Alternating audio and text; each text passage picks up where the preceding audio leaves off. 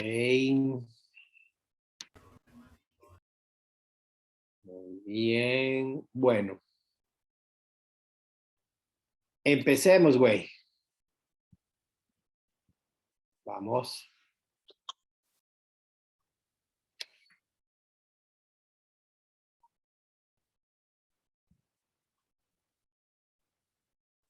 Ok, buenas tardes, doctor. Buenas tardes, compañeros. El día de hoy vamos a ver lo que son enfermedades del oído medio, básicamente otitis media secretora y la otitis media supurativa o bacteriana. Siguiente, por favor. O en su efecto, un ratito, por favor. La anterior. Ok. A ver.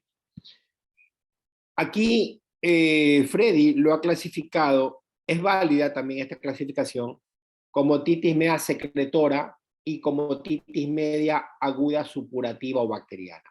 También la otitis media secretora se puede considerar como otitis media aguda no supurativa. ¿Ok? Vamos a escuchar bien, por favor. Aquí se trata de escuchar, porque esta es la base para poder entender todas las patologías de oído. Especialmente es la de oído crónico, las tipos de hipoacusia y de vértigo. Si no lo tenemos claro, ¿ok? Entonces no vamos a poder entender. Yo vi las diapositivas, espero que lo abarque el tema tal y cual como espero que lo abarque, o si no, pues yo hago mis acotaciones. Tomar muy en cuenta, porque este tema lo va a tomar primero como unas generalidades de las otitis, para entrar en temas así, como otitis media aguda, supurativas y no supurativas. ¿Ok? Entonces, por favor, tomar mucha atención. He llamado la atención a todos los grupos, porque a veces como que no están conectados, no están en la onda, pero si no están conectados desde el principio, van a tener problemas en poder comprender el resto que se viene. Entonces, vamos Freddy, y te auguro el mejor de los éxitos. Vamos. Ya, siguiente, por favor. Ok, primero vamos a definir qué es una otitis media supurativa.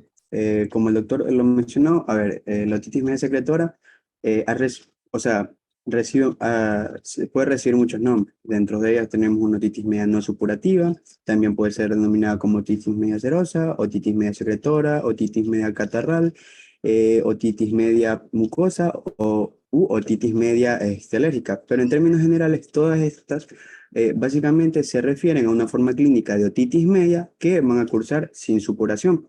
Ya, espérate un ratito. Estuvo bien lo que expresó, pero estuvo una parte al inicio de las palabras de Freddy que se puede dar mal entendimiento. No es que se puede llamar así, no. O sea, son estadios de otitis media aguda no supurativas, ¿ok? Provocadas por, así, procesos catarrales, virales, obstructivos o no. Ya vamos a desmenuzar cada una de las opciones que pueden conllevar a que evolucione a una otitis media aguda no supurativa. No es que se llama así, no, son estadios clínicos diferentes, ¿ok? O causas clínicas diferentes. Perfecto. Sigamos, Freddy. Siguiente, por favor. Entonces, ya, para clasificar lo que es la otitis media no supurativa, se pueden llevar a cabo por diversos parámetros. Primero vamos a tener, de acuerdo a la secuencia temporal, aquí esta puede ser aguda, que se refiere a cuando son las primeras 3 semanas después del comienzo de la enfermedad. Luego puede ser subaguda, que corresponde entre la tercera y la octava semana después del comienzo de la enfermedad. Y ya cuando es crónica, que corresponde a más de 9 semanas, es decir, más de 3 meses después del comienzo de la enfermedad. Ahora, luego también tenemos, de acuerdo con el estado de la membrana timpánica, esta se puede clasificar como una otitis media no supurativa con una membrana timpánica intacta u una otitis media no supurativa con una membrana timpánica perforada. Y de acuerdo con las características del derrame que se va a encontrar en el oído medio, puede ser una otitis secretora mucoide u una otitis media serosa.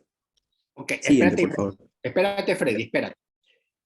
Siempre hago esta acotación porque ustedes pueden entender que dentro de por el tiempo, no aceptes a nadie más. Solamente que tú sepas algo, Heidi, de aceptar a alguien. A ver. Ya, doctor. dentro del tiempo de evolución no significa que aguda, subaguda y esta crónica no es una otitis media crónica, es una cronicidad dentro de la otitis media aguda no supurativa, ¿ok? Porque la otitis media crónica es aparte, es otra clasificación, es otros estadios clínicos, ¿ok? Ya. Primero lo tenemos por evolución de tiempo. Muy bien. Después tenemos de acuerdo al estado de la membrana, así con tímpano abierto o tímpano cerrado. Y dentro de las tímpanos cerrados vamos a ver en otitis media aguda supurativa una subclasificación de acuerdo a la característica clínica, la evolución de la otitis media aguda. ¿Ya? Y con la característica de su derrame, obviamente, es decir, el contenido, de la característica del contenido que se encuentra en el oído medio. Este pues secretorio, seroso, mucoso y seroso. ¿Ok? Entonces no se confundan que es otitis media crónica como crónica de la otitis media. No, esto es cronicidad dentro del proceso de la otitis media aguda supurativa. Es importante que lo tengan claro. Sigamos, Freddy. Ya, siguiente, por favor. Ahora, hablando un poco de epidemiología, vamos a tener que esto afecta sobre todo a niños menores de 8 años, teniendo un pico mayor de incidencia entre los 6 y los 18 meses. De hecho, se considera que aproximadamente alrededor de un 70% de los niños eh, menores de un año, no, menores de 3 años, perdón, ajá, tienen al menos un episodio de otitis serosa y actualmente constituye uno de los principales o sea, una de las principales indicaciones para un procedimiento quirúrgico dentro de lo que es la edad pediátrica.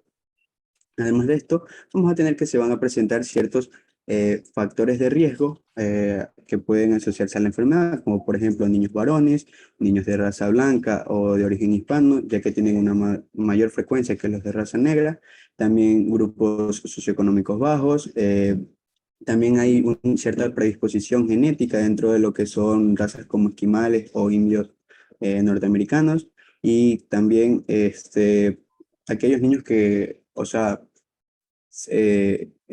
crecen rodeados de muchas personas como por ejemplo en guarderías.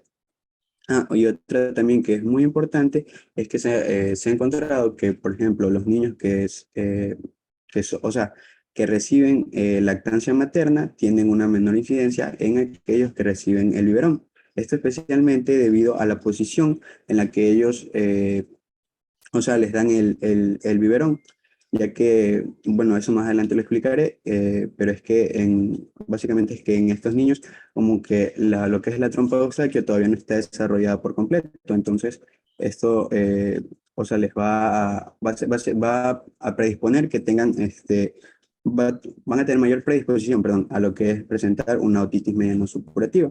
También se presenta con mayor frecuencia en lo que es una época de invierno, esto relacionado con un mayor índice de enfermedades de vías respiratorias superiores. Siguiente, por favor. Ya.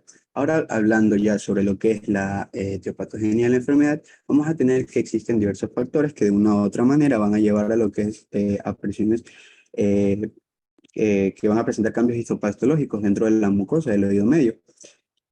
Principalmente se va a deber a lo que es la disfunción de la trompa de Eustaquio. Esta disfunción de la trompa de Eustaquio se puede deber a dos causas, obstrucción o una permeabilidad anormal. Hablando un poco de la obstrucción de la trompa de Eustaquio puede deberse a dos causas, o sea, puede tener dos causas, un origen funcional o un origen mecánico. Hablando de la obstrucción funcional, esta puede ser el resultante de un colapso persistente de la trompa debido a una complacencia tubárica aumentada o un mecanismo de apertura inadecuado de lo que es la trompa. Aquí, si bien esta se presenta con mayor frecuencia en lo que es la edad pediátrica, como mencioné anteriormente, debido a lo que es la inmadurez de la trompa Eustaquio. ¿Esto por qué? Porque en los niños la trompa primero tiene una menor longitud y va a tener una posición mucho más horizontalizada respecto a ya jóvenes o adultos. Por ejemplo, aquí básicamente, por ejemplo, la inclinación es de 10 grados respecto a la horizontal en los lactantes y niños más pequeños y en comparación con los 45 grados que ya tiene el adulto. Entonces esto va a determinar una mala función del músculo tensor del velo del paladar y por consiguiente un déficit en la apertura de la trompa. Además de esto, el cartílago va a ser de una menor consistencia, entonces esto va a tener una mayor facilidad para colapsarse y también lo que es la función ciliar no se va a encontrar bien desarrollada en estos pacientes, por lo que el aclaramiento mucoso va a ser deficitario. Entonces todo esto hace que la población pediátrica sea especialmente susceptible a padecer una otitis media no supurativa. Ahora, ¿qué pasa? O sea, esto básicamente es la patogénesis. De aquí en adelante es lo que va a pasar en todas lo que es obstrucción, ¿ya? Porque aquí básicamente lo que va a pasar es que, por ejemplo, esta obstrucción va a producir niveles elevados perdón, presiones negativas elevadas dentro del oído medio, estos acompañados de hipoxia e hipercavia. Entonces, a causa de estas presiones negativas, se va a tratar de compensar las presiones del oído medio con las presiones atmosféricas, por lo que se puede producir lo que es un colapso o atelectasia del oído medio con la consecuente eh, derrame estéril. Que tengo que exponer, entonces, como Con, sí, pues. Sigue, Freddy. ya, perdón, con un consecuente derrame estéril dentro de la caja. Además de esto, por ejemplo, si en estos momentos puede llegar, entrar al oído una corriente de aire proveniente de la nasofaringe, se puede producir también lo que es la aspiración de secreciones que pueden llevar a la instalación de lo que es una otitis media bacteriana, lo que también se puede tener como una otitis media bacteriana en el seno de una otitis serosa. Un ejemplo típico de esto es lo que se produce, por ejemplo, cuando en los pacientes con paladar hendido. Ok. A Un ver, momento acá. tenemos que tener algo claro. El elemento estrella, o el invitado estrella en este caso, es la trompa de Eustaquio. ¿Ya? Es por la disfuncionalidad o el trastorno de la función de esta trompa de Eustaquio, que ya saben ustedes a dónde está, con respecto a la ventilación del oído medio y al cambio de las presiones del oído medio. ¿Ok? Esta puede ser obstructiva, ya saben, funcional o mecánica, que se presencia especialmente en procesos gripales, procesos virales, procesos riníticos, procesos rinosinusales, ¿verdad? Procesos obstructivos como hipertrofia adenoidea o tumores nasofaringios, y los factores de funcionalidad, personas que realizan actividad de buceo o personas que viajan mucho en avión o los pilotos, que se denomina barotrauma. Entonces, cualquiera de estas funciones que altere, cualquier actividad o causa que altere la funcionalidad de la trompa de Eustaquio son las que conllevan a tener esta disfunción o esta alteración funcional con respecto a la misma. ¿Ok? Entonces, esa es la causa de provocar estas afectaciones de otitis media aguda no supurativa. ¿Tú estás aceptando a alguien, Heidi? Sí, doctor, un compañero que se cambió de dispositivo, pero de ahí no le estoy dando acceso a nadie más. Ok, perfecto. Natalie Serrano se encuentra aquí. Sí, ella se encuentra aquí y tiene problemas con la cámara. Sí, doctor, estoy aquí. ¿Qué pasa con su cámara, Natalie? Eso es lo que estoy tratando de ver, pero no sé qué pasa, porque intento prenderlo, pero no funciona. Pero sí estoy Ya. aquí en clase. Ok, yo prefiero, por favor, que usted ya solucione ese problema, Natalie, porque ya en muchas clases frecuentemente la estoy viendo solamente con la foto en el perfil. Yo sé que se la ve muy guapa, pero por favor, yo necesito que esté presente en la clase, ¿ok? Porque Listo, voy a cambiarme no de vamos a- dispositivo entonces, doctor. Ya, Listo. Natalie, ok, por favor, prefiero de esa manera. Ok. Entonces, todo lo que altere dentro de la funcionalidad, ¿verdad? De la trompa de Eustaquio es lo que nos va a conllevar a estas patologías de oído medio. ¿Ok? Ahora sí, vamos, Freddy, a hablar cada una de ellas y qué vamos a hacer, pues, ¿no? Porque aquí viene el kit del asunto. Vamos. Ya, pues, puedes poner la siguiente. Hablando un poco de esto quiere que esto se refiere a esto. O sea, cada uno de los casos. Exactamente. Vamos. Ya, pues. Entonces, ya bueno, como sabemos, bueno, como mencioné anteriormente, ya el doctor también lo recalcó, Aquí básicamente la disfunción de la trompa de Eustaquio es el mecanismo que, o sea, va a ser la estrella de esta enfermedad. Entonces, primero voy a hablarles sobre lo que es la obstrucción nasal. Vamos a tener que, por ejemplo, cuando existe obstrucción nasal y se glute, va a haber una presión de aire inicialmente positiva en la nasofaringe, seguida de una fase de presión negativa. Entonces, vamos a tener que, por ejemplo, cuando la trompa obstáculo se encuentra permeable, la presión positiva originada en la nasofaringe puede llevar secreciones infectadas hasta lo que es la caja timpánica. Esto especialmente cuando se encuentran las presiones del oído medio, las presiones negativas del oído medio elevadas. Además de esto, también puede ocurrir que, por ejemplo, en la presión negativa que se encuentra en la nasofaringe, va a producir que no se pueda abrir lo que es la trompa de Eustaquio. Entonces, ¿esto qué va a ocasionar? Una obstrucción funcional de la trompa de Eustaquio, y bueno, ya luego de esto viene lo que ya mencioné anteriormente, que para tratar de compensar las presiones se produce el exudado. Si el exudado persiste, este se va a transformar en una secreción seromucosa, y bueno, esto va a instalar lo que es nuestra otitis media no supurativa. En los casos, por ejemplo, luego de hipertrofia adenoidea, aquí básicamente, este de aquí, por ejemplo, es muy común en niños a causa de las infecciones respiratorias de las vías aéreas altas. Entonces, esto va a ocasionar lo que es una hiperplasia linfoide a nivel de toda la nasofaringe, comprometiendo, por lo tanto, el tejido adenoideo. Entonces, el tejido adenoideo, como, bueno, esto no lo alcancé a mencionar, pero básicamente va a tener un efecto directo, ya que puede producir lo que es una obstrucción mecánica extrínseca directamente sobre la trompa de Eustaquio.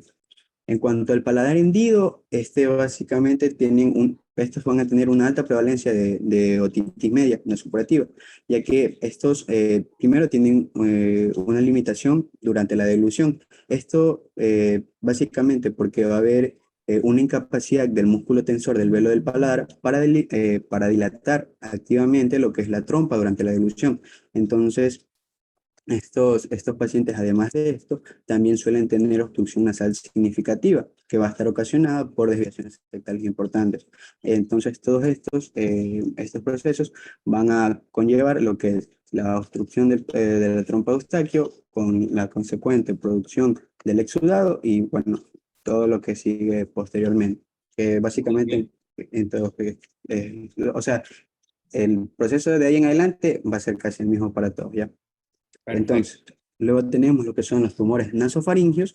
Aquí, estos principalmente los que se encuentran en la cabeza o en el cuello pueden producir una disfunción tubárica por varios mecanismos. Por ejemplo, un tumor de la nasofaringe puede provocar lo que es una obstrucción mecánica directa de la trompa Eustaquio con el consecuente derrame unilateral del oído medio, lo cual esto es importante ya que en la mayoría de las veces el derrame es bilateral. Entonces, sobre todo en los adultos que se encuentran derrames unilaterales, debe hacernos sospechar de tumoraciones, de tumoraciones en estos pacientes.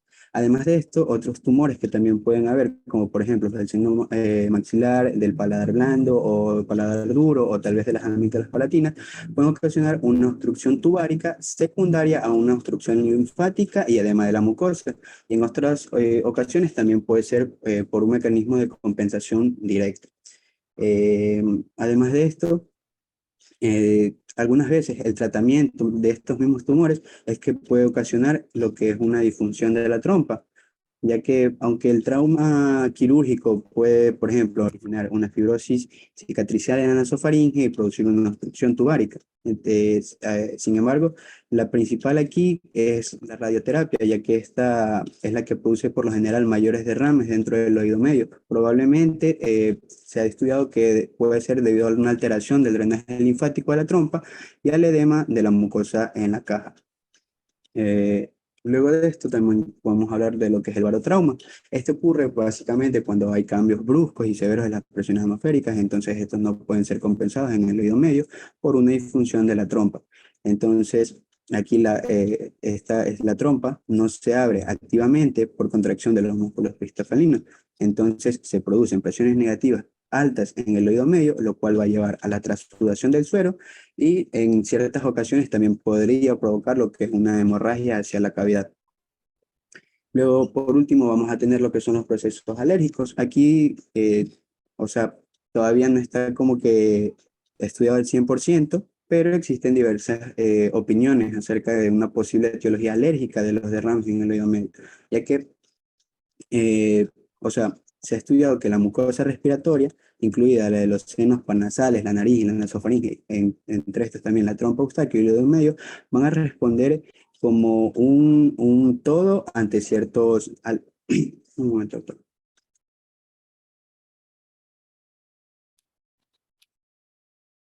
Ya, disculpe. Estos responden ante todo hacia ciertos alérgenos. Entonces, sin embargo, hay otros autores que dicen que estos, o sea, que, o sea, que no existe una relación directa entre lo que es los procesos de alérgica dentro de la nasofaringe con los que con los que llegan directamente a la trompa, por lo cual este podría, por ejemplo, funcionar como un órgano de choque, pero no han encontrado como que los alergénicos que ingresan por la vía nasal vayan a tener una relación directa en la patología del oído medio y sobre lo que es la trompa de Eustaquio. Siguiente, por favor. Ahora, hablando un poco ya sobre lo que es... Siguiente, por favor. Ya, sobre lo que es los estadios de esta otitis media no supurativa, vamos a tener que desde el momento que ocurre la disfunción primaria hasta cuando se presenta el derrame del oído medio, suceden una serie de cambios histopatológicos secuenciales en la mucosa y en los tejidos, los cuales eh, se han reconocido en cortes histológicos de oídos afectados. Entonces aquí básicamente vamos a tener tres estadios, el inicial, el secretor y el degenerativo. Muy En el bien. en el estado inicial vamos a tener que en esta etapa es cuando se van a desarrollar los primeros cambios hasta el momento en que se comienza a acumular el derrame en el oído medio. Eh, Primero vamos a tener cambios en lo que es la mucosa, la cual se va a tornar edematosa e hiperémica y posteriormente se va a transformar o va a ser metaplasia a lo que es a un estado secretor. Luego, en la lámina propia hay proliferación y dilatación vascular con infiltración celular y en el epitelio va a haber una hiperplasia a nivel de las células basales, con una diferenciación de estas hacia células caliciformes y ciliadas y la conformación de un epitelio pseudoestratificado. Aquí básicamente el proceso más importante es la formación de estas glándulas mucosas patológicas, ya que estas normalmente no se encuentran, eh, o sea, en este sitio no existe tejido glandular. En cuanto al epitelio secretor de estas glándulas, es similar al del tracto de respiratorio. Y aquí básicamente el líquido que se va a comenzar a acumular va a ser un trasudado, resultado de una transferencia pasiva de líquido seroso de los vasos subepiteliales que se encuentran, perdón, en lo que es la lámina propia hacia el espacio del oído medio. Esto debido a las presiones negativas altas que se encuentran en esta cavidad. Este líquido macroscópicamente se puede presentar de un color amarillo pálido y con una escasa viscosidad. Este de aquí es el que primero se presenta, que va a ser un líquido estéril. Luego ya en el estado secretor, aquí básicamente los hallazgos fundamentales son el aumento de las glándulas mucosas, también las células creciformes y una acumulación de líquido ya en lo que es el oído medio. En la lámina propia va a ocurrir lo mismo que en el estado anterior, pero ya se va a presentar de forma más acentuada. También va a haber un considerable engrosamiento de lo que es la mucosa, no solo por el edema, sino también por una hiperplasia de los elementos fibrosos. Y en cuanto a los cambios metaplásicos que se presentaron en el epitelio, van a continuar y estos se van a transformar en un epitelio cilíndrico pseudoestratificado. Aquí las glándulas que ya se encuentran o sea, se van a tornar ya de un tamaño mucho más grande y con un estado, o sea, ya con un máximo grado de secreción. Y además de esto, van a haber otras nuevas que van a seguir proliferando. Entonces, estas glándulas, si bien tienen una vida limitada, algunas posteriormente ya empiezan a degenerar. Y aquí el líquido que se encuentra, este, perdón, se va a sumar, perdón, a un exudado producto de la secreción activa por parte del epitelio glandular, el cual contiene escasas células epiteliales y pocos neutrófilos y eosinófilos. Entonces, básicamente el líquido se va a ir haciendo más viscoso, se va a ir haciendo más pegajoso, ya que el contenido de agua de estos es reabsorbido para conformar así el derrame mucoide sí, de lo que es el oído medio. Entonces, ya no se va a presentar como lo mencioné anteriormente, sino que Muy bien. va a tener una apariencia de un exudado opalescente, blanco amarillento o gris sucio. Depende del estadio de esta otitis media, ¿verdad? Va cambiando. Transparente y alino, después se convierte en ultrasudado, se puede convertir en mucoide y puede convertirse en seroso, pero todavía no es una otitis media aguda supurativa. Ojo, está dentro nomás de la no supurativa provocada por otros agentes que anteriormente ya lo especificó muy bien Fred. Muy bien, sigamos. Luego tenemos lo que es el estado degenerativo y aquí básicamente es que comienza a disminuir la secreción y la exudado de moco y va a tener lugar lo que ya es la normalización del epitelio de la mucosa. Esto básicamente sucede por un proceso de degeneración de las glándulas, las cuales van a entrar en un periodo de regresión. Entonces, como consecuencia de esto de aquí, se va a disminuir la capacidad secretora de la mucosa y la poca cantidad de líquido mucoso que va a persistir en el oído medio va a ser transportado por un mecanismo de limpieza mucociliar que ya debería encontrarse normal hacia la nasofaringe. Esto asumiendo que ya, o sea, que ya se restableció la función tubárica y que va a desaparecer el factor etiológico. Siguiente, por favor. Bien. Ahora, hablando un poco ya de lo que es la clínica, esta de aquí, o sea, por lo general, la mayoría la mayoría de los pacientes se van a presentar de forma asintomática. Por lo general puede ser descubierta de forma casual o tal vez en el seguimiento de una otitis media aguda. Sin embargo, el síntoma que se presenta más comúnmente va a ser la hipoacusia. Esta se presenta de forma lenta y progresiva, por lo que suele pasar desapercibida, tanto como para el paciente o como para los padres, lo que muchas veces puede retrasar el diagnóstico. Esto, en los casos de los niños, se suele manifestar por lo general en una disminución de la atención o del rendimiento escolar, o también pueden presentarse como pequeños cambios en el comportamiento. Entonces, esto hace como que sospechar a los padres de que algo está ocurriendo con los hijos. En cuanto a los adultos, estos también pueden presentar lo que es una sensación de plenitud óptica, ruidos o amplificación de los sonidos propios, es decir, autofonía. En algunas ocasiones se puede producir una otalgia leve, sobre todo en raíz de algún proceso catarral. Aquí también, por ejemplo, nos puede hacer pensar de una sobreinfección en los casos en los que la otalgia ya se presenta de forma más intensa. En cuanto al diagnóstico diferencial de esta enfermedad con lo que es la otitis media aguda, básicamente se va a basar en la ausencia de síntomas infecciosos en la otitis serosa, tales como fiebre o malestar general. También, como mencioné anteriormente, cuando se presenta de forma unilateral, debe hacernos pensar por lo general en una tumoración de la nasofaringe, como por ejemplo un angiofibroma o alguna neoplasia maligna. En ciertas ocasiones se puede acompañar por una sensación de mareo y acúfenos y excepcionalmente por alguna parálisis facial Escúchame, periférica. escucha, aquí es importante porque es una patología no que no está presente en el adulto, no, está muy presente en el adulto, pero es más Menor grado. frecuente en los niños, ¿ok? Pues los niños nunca te va a decir que tiene hipoacusia o que no escucha. El niño te va, o el niño presenta, es cuando ya tiene dolor, ¿verdad? Entonces, y aquí hay que tener muy bien claro, porque el dolor es mucho más intenso en la otitis media aguda supurativa que en la no supurativa. Pues a veces los niños tienden a hacer esta maniobra, que a veces los papás no se dan cuenta que los niños hacen esto, se llevan la mano al oído, ¿verdad? Entonces, significa que hay algo está en el oído. Pues el adulto siente más fácil el oído tapado, que tiene algo aquí, que no escucha bien, ¿verdad? Pero hay que diferenciar de otro tipo de situaciones también y puede presentar otalgia, zumbidos, sensación de plenitud de que estar tapado, ¿verdad? Y muchas veces lo que se llama amplificación de sus propios sonidos, significa esto se llama autofonía, que se escucha su propia voz. Ya vamos a ver en qué otras patologías se presenta esto, pero este es el síntoma más frecuente. Y en los niños generalmente el papá te lo lleva cuando ya tiene dolor. Y muchas veces que haberse iniciado una otitis media aguda no supurativa, ya se evoluciona a una otitis media aguda supurativa o con afecto ya mucopurulento, ¿verdad?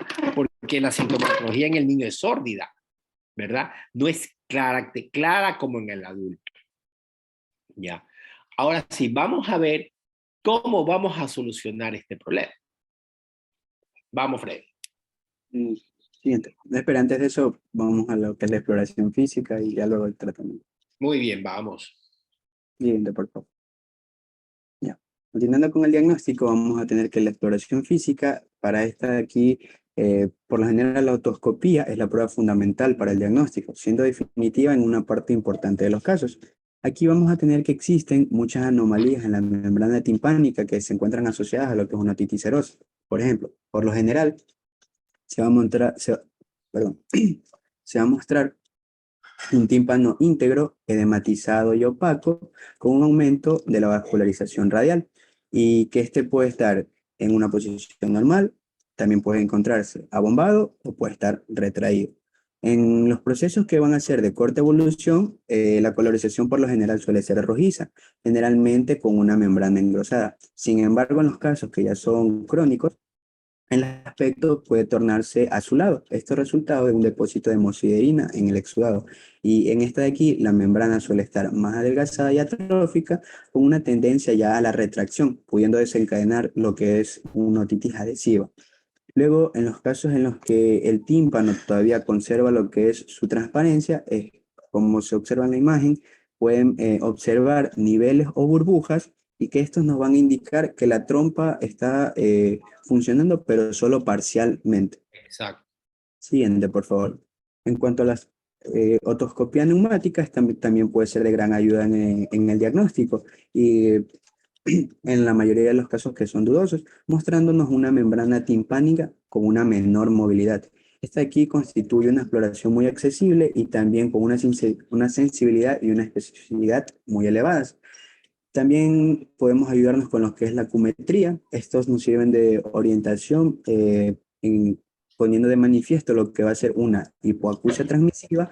Todo esto en el contexto de una historia clínica y una imagen otoscópica compatible. Con respecto al tema de los diapasones, eso lo vamos a ver en hipoacusia. Entonces, ahí la persona que va a hablar de las hipoacusias, ahí vamos a poder entender un poco más. Eric Zambrano está en otro dispositivo, solamente en ese. Solamente en ese, pero ya le pedí que prenda la cámara y no No la contesta, sácalo. No contesta, por favor, sáquelo de la clase. Tenga la bondad. Ya, así de fácil. Un ratito, querido Francis. Freddy, perdón. Me quedé con Francis porque estaba revisando y Francis la veo allí que está. Deja de compartir un ratito, por favor.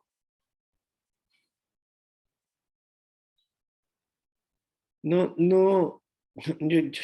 yo ya no quiero hablar de esto. O sea, yo realmente ya a estas alturas del partido, comenzar a hablar de este tema, de lo mismo, créame que ya cansa un poco. ¿Sí? Pero no tienen idea de lo importante que es esto, porque vamos a entrar al tratamiento, ¿sí? Y se dan cuenta de no de los errores, de los horrores que cometen los colegas. O sea, y no están aquí. No entiendo esto. Pon pausa, por favor, Heidi. Supurativa, y ahí ya lo terminamos con las indicaciones de qué vamos a hacer con este tipo de paciente, ¿ok? Vamos, Freddy.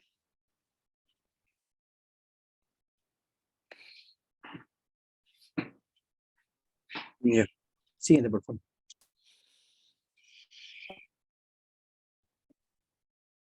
Ya, en audiometrías, tranquilo, no quiero que te metas allí, porque cuando veamos hipoacusia vamos a tener que ver audiometrías y vamos a tener que ver timpanometría. Pero sí quiero que los menciones, no creo que vayas a hablar de la técnica en sí, sino realmente de qué es lo que se va a evidenciar, ¿verdad? Ajá. Ok, perfecto. Vamos, a ver, vamos Freddy, vamos. Ya, en cuanto a las exploraciones complementarias, vamos a tener primero pruebas audiológicas. Aquí básicamente tenemos lo que es primero la audiometría, la cual generalmente nos va a mostrar lo que es una hipoacusia de transmisión con un umbral diferencial en torno a los 20 decibelios, pero lo que es una otitis serosa por sí solo nos justifica una pérdida mayor de unos 30 decibelios, que debe hacernos pensar en otras alteraciones del oído medio. Ya Además de sabemos esto, que todo lo que pasa en oído medio es conductivo, ¿verdad? Todo es conductivo. Perfecto. ajá.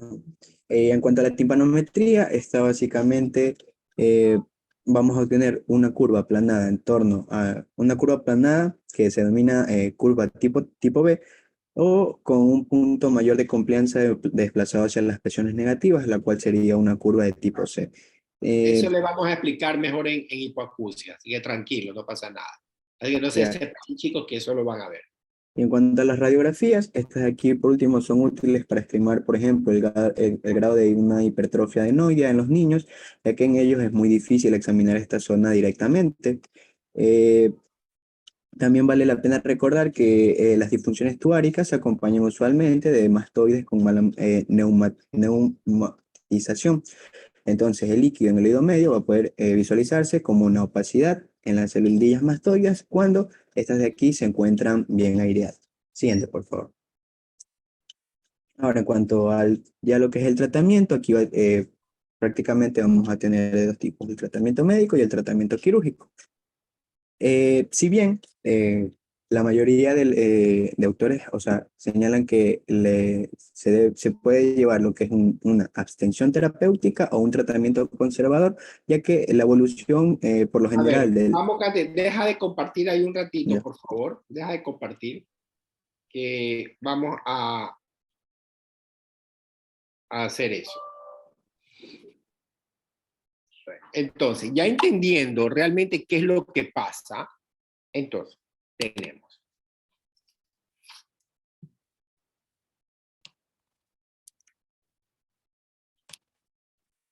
tenemos nuevamente la otitis media aguda no supurativa. Perfecto. Ok. Hablemos de la otitis media aguda no supurativa, la característica. ¿Ok? Que el paciente estuvo agripado, estuvo congestionado, estuvo en mar, en playa, río, piscina, o viajó en carro, en camión a la sierra, vino con la congestión nasal y se le tapó el oído y no se le abre. Perfecto. Entonces tuve la otoscopía y veo un ligero nivel hidroaéreo con unas burbujitas, un líquido realmente transparente, sensación de plenitud, el oído está tapado, ligeramente dolor. Ok, perfecto.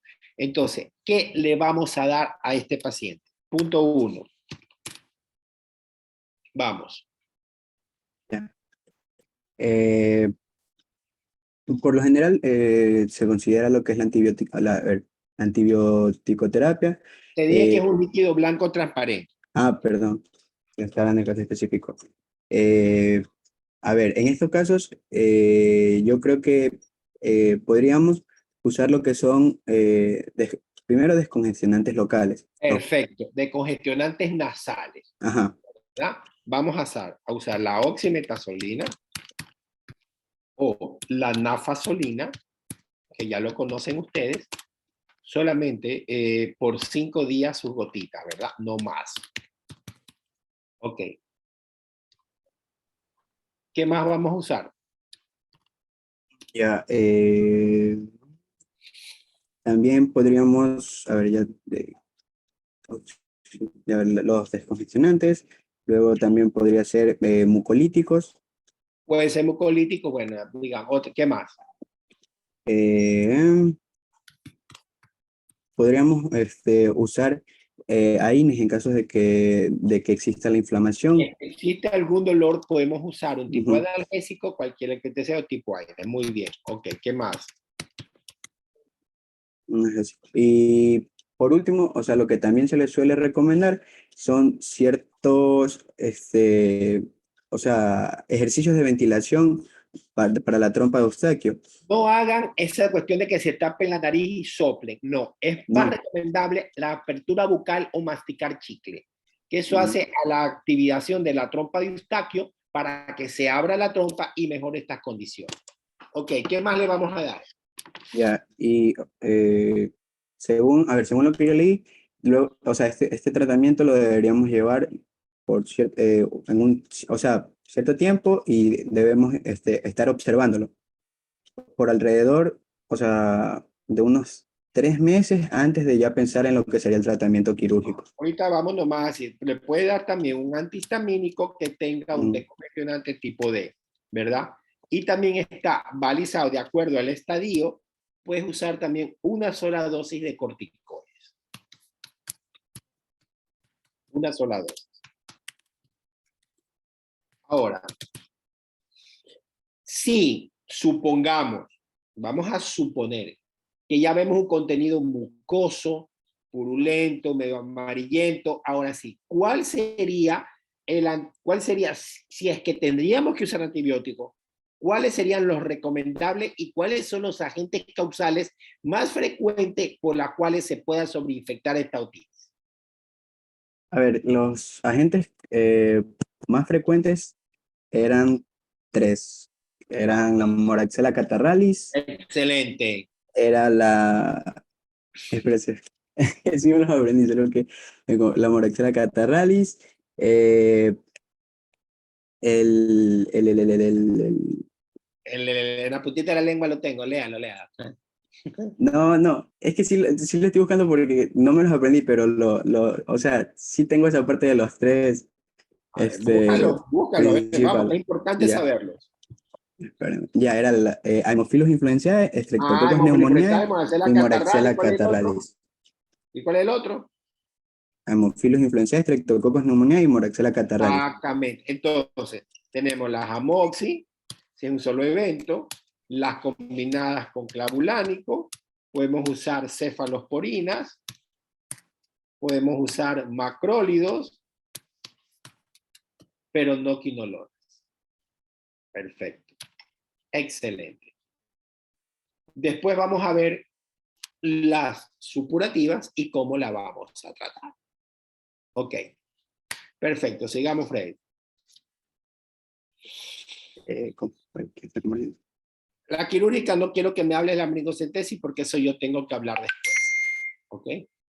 Entonces, ya solo hablo del tratamiento médico, el que tenía Y aquí. nada más, porque eso yo tengo que hablar después, que tiene que hacerme acuerdo Heidi, porque cuando hablemos de la otitis media aguda supurativa o la hipoacusia, tenemos que hablar de la amnigocentesis.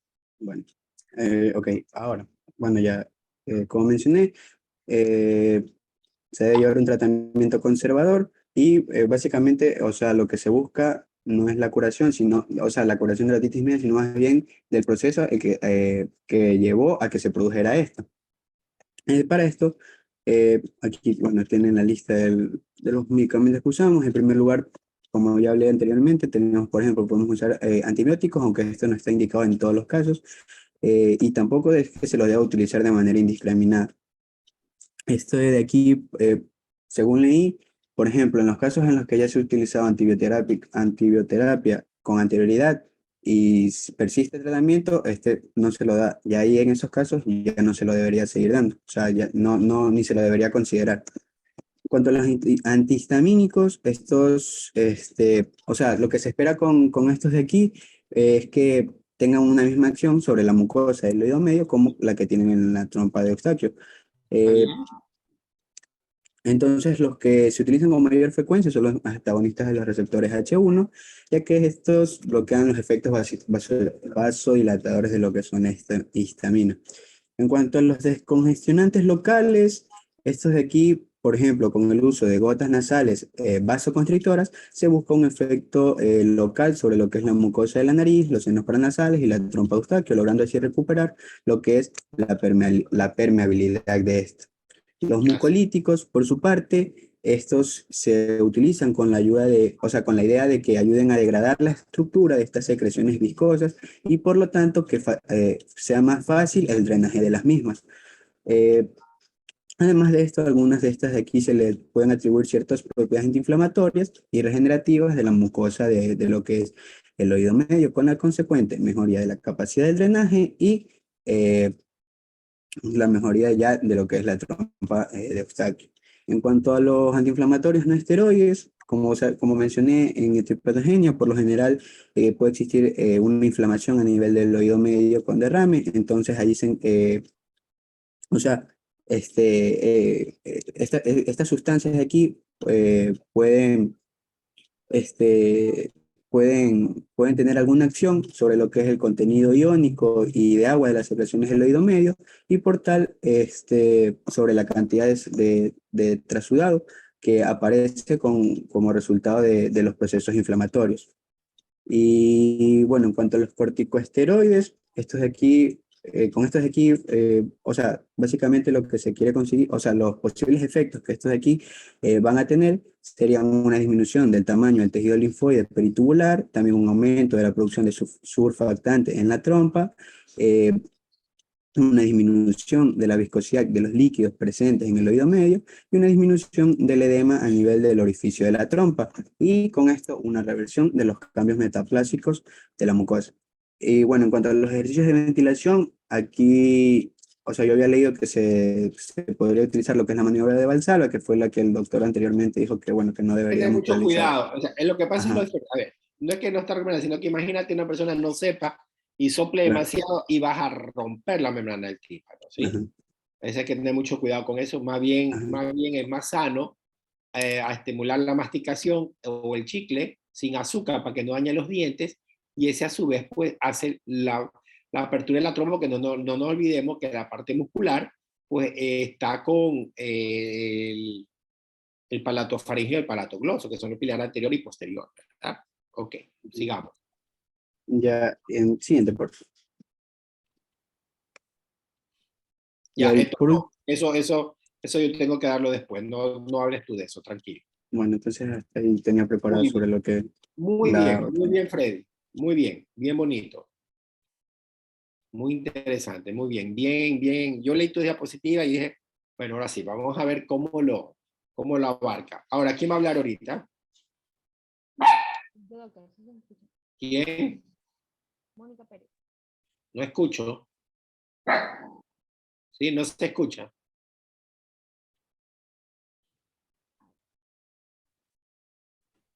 ¿Ahí se escucha mejor? ¿Ahí?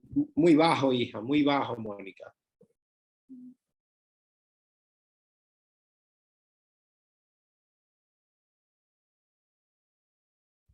Hola, ¿ahí, doctor? Ahí, Mónica, ahí estamos mejor. Ok. Ya.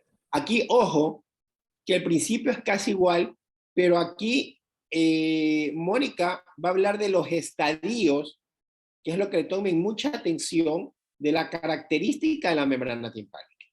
¿Ok? Y ahí nos vamos al tratamiento también. Te escuchamos, Mónica. Vamos. Ya, Tomen mucha atención.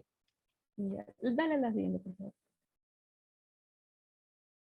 Bueno, como ya sabemos, la otitis media aguda es una entidad que está caracterizada por la inflamación de la mucosa del oído medio, cuyos síntomas principales van a ser la otorrea y el dolor. Estas constituyen lo que es una complicación de lo que es un resfriado común y acompaña algunas infecciones respiratorias superiores que pueden ser debido a tanto virus como bacterias. Y esta otitis media puede ser aguda, sin perforación, perforada o también puede ser necrotizante. En la epidemiología, esta otitis media aguda puede ser tanto unilateral como bilateral, va a depender de los factores anatómicos nasales o nasofaringes. Los factores que van a contribuir a este desarrollo pueden ser la edad, en donde se ha visto una mayor incidencia en lactantes y niños en edad preescolar, disminuyendo a medida que avanzan en años por muchas razones, tanto tales como la menor frecuencia de ciertas infecciones del tracto respiratorio superior, o porque la trompa de Eustaquio que es corta y recta en los lactantes y preescolares, lo cual facilita el acceso de bacterias al oído medio. También pueden haber, otra de los factores pueden ser las alergias, en donde la inflamación de la mucosa de la nasofaringe por un proceso alérgico predispone a ciertas infecciones en el oído medio. O también puede ser el factor de paladar hendido, en donde va a existir una alta incidencia de pacientes con esta entidad que pueden adquirir otitis media a repetición. La siguiente, por favor.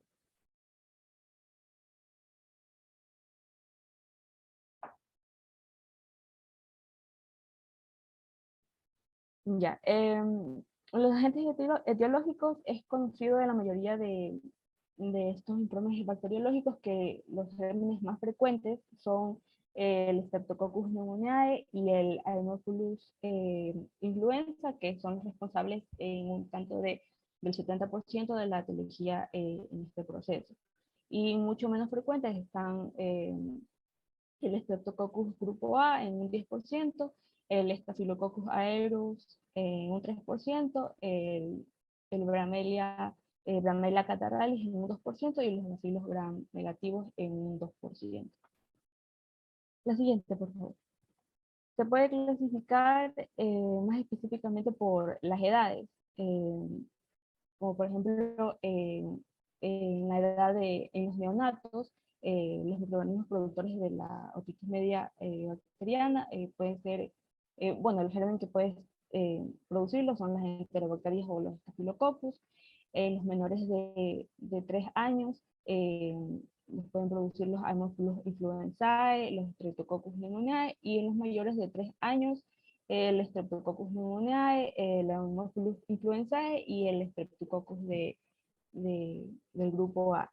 También se han mencionado ciertos microorganismos anaerobios como responsables de ciertos episodios de la otitis media supurativa.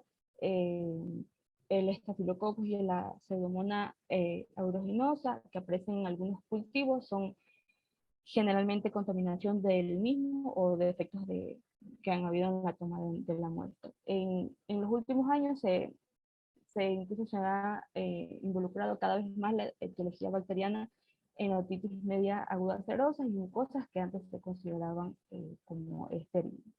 Y varios estudios en niños que tienen otitis media serosa y mucoide han demostrado que hay un crecimiento bacteriano en porcentajes que varían entre un 37% a un 45%. La siguiente, por favor. Ya, en la patología y la evolución clínica, esta entidad se va a iniciar como una mucositis inflamatoria del protímpano, la trompa de Eustaquio, la membrana timpánica, oído medio y la infiltración leucocitaria. Se van a describir 4 etapas por las cuales cursa esta otitis aguda con manifestaciones clínicas y patológicas que los permiten caracterizar, como por ejemplo la hiperemia, que es el primer cambio patológico que va a comprometer esta mucosa de la trompa de Eustaquio, de la cavidad timpánica y las celdas mastoides. Esta se va a iniciar por cambios de presión en el oído medio que van a generar un tipo de presión negativa, presentando al paciente lo que es una sensación de plenitud en el oído medio con una hipoacusia ligera conductiva. El examen de la membrana timpánica mostrará también lo que es hiperemia y una congestión en la franja vascular, sin cambios en el aspecto y en el grosor de la misma. Luego tenemos la exudación, que después de la etapa de la hiperemia va a aparecer la producción por parte de lo que es la mucosa del oído medio del suero, fibrina, eritrocitos y leucocitos polimorfonucleares que escapan de los capilares permeables y dilatados. Al mismo tiempo, muchas células epiteliales cuboidales de esa cavidad timpánica se convierten en células caliciformes mucosecretantes, lo que conducen a que el oído medio se llene del exudado a presión. Eso se representa en un timpanograma con una curva tipo B, y a la otoscopía se observa un tímpano engrosado, sin que se pueda identificar la apófisis corta del martillo, el umbus, por el ambombamiento de lo que sufre la membrana timpánica, determinado por el contenido líquido que hay en el oído medio. En este momento, el dolor y la fiebre van a ser intensos, y en los lactantes y niños, debido a que la cortical de la mastoides es más fina y porosa, se puede apreciar hiperemia y sensibilidad a la palpación. En esta, una escanografía en esta etapa puede mostrar lo que es la opacificación en el área de neumatización mastoidea, pero con la observación de los tabiques de la celdilla. Luego tenemos la supuración, en donde ya la membrana timpánica se perfora espontáneamente y se desgarra, o mediante también una incisión, como la meningotomía, drenando un líquido hemorrágico de manera abundante, o serosanguinolento, que rápidamente puede evolucionar a mucopurulento. Aquí empieza a disminuir el edema y la sensibilidad de las mastoides, así como el dolor intenso, la fiebre que se observan en la etapa de la exudación.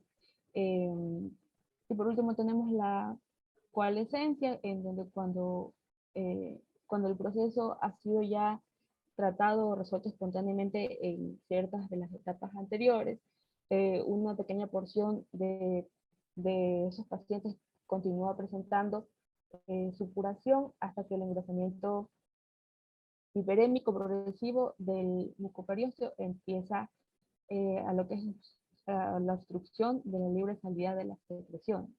El puja a presión que está en las celdas aéreas periféricas empiezan a causar lo que es la descalcificación o una resorción ósea de los tabiques, que van a separar las células, las cuales se unen y van formando cavidades irregulares recubiertas por una mucosa que está, mucosa enferma. En este momento se aprecia como síntoma y como signo una secreción persistente, que se puede presentar en cantidades mayores en pacientes acostados, cuando el edema del oído medio aumenta gracias a la posición de él.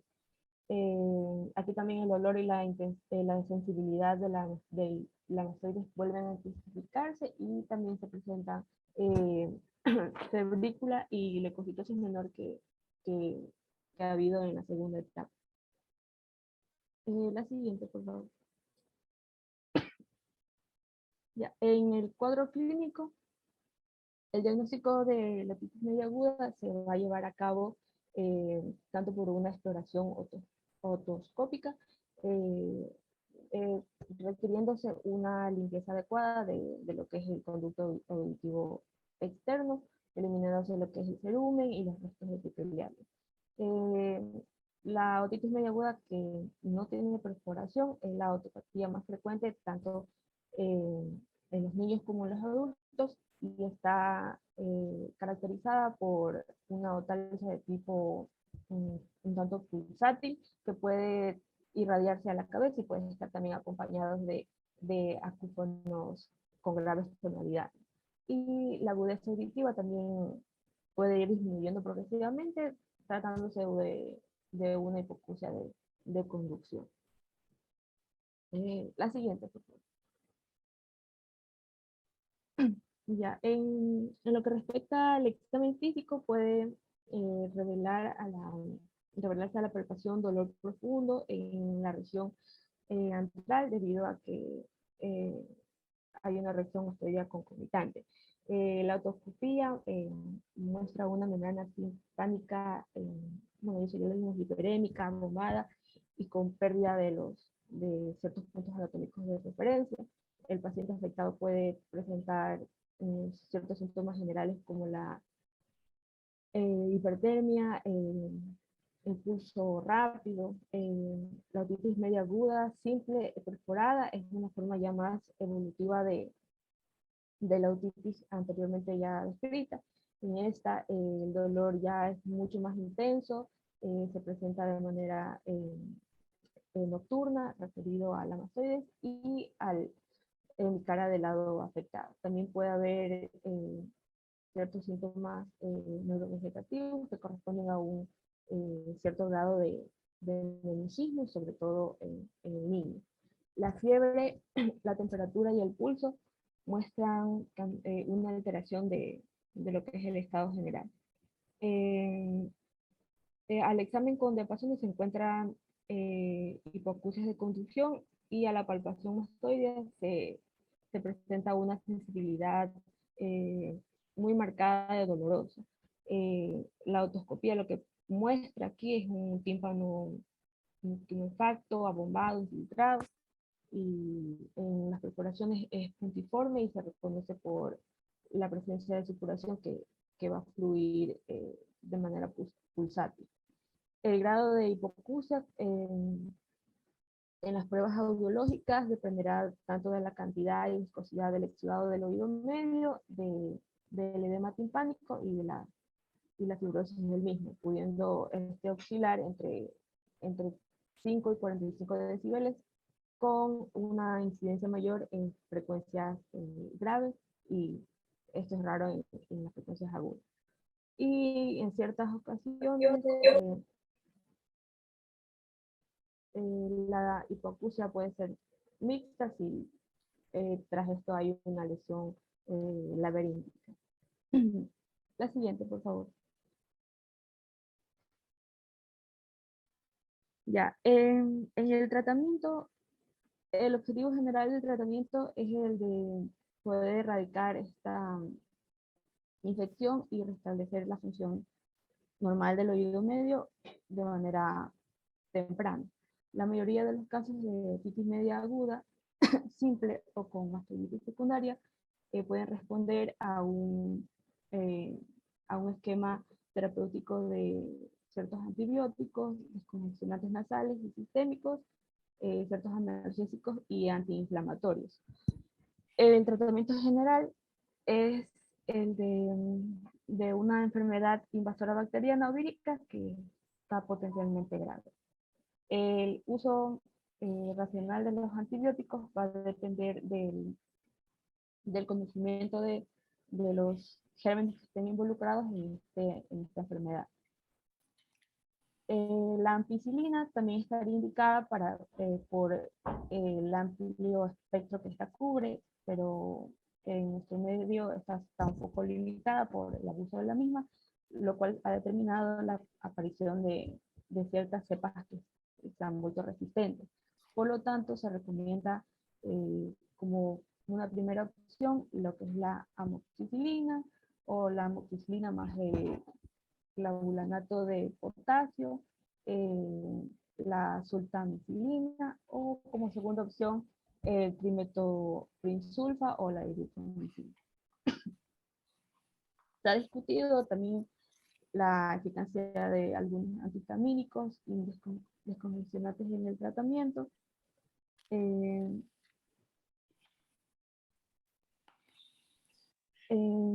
Y se piensa que su utilidad, pues, estos pueden acortar la resolución del proceso. Ciertos descongestionantes nasales también no deben usarse porque pueden, por más de 5 a 7 días, porque al cabo del tiempo pueden perder su utilidad y por el contrario pueden ocasionar una rinitis medicamentosa.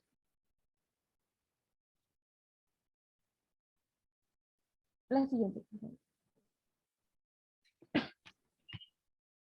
Ya, con el tratamiento indicado, la mayoría de los pacientes van a responder favorablemente en las primeras 24 horas.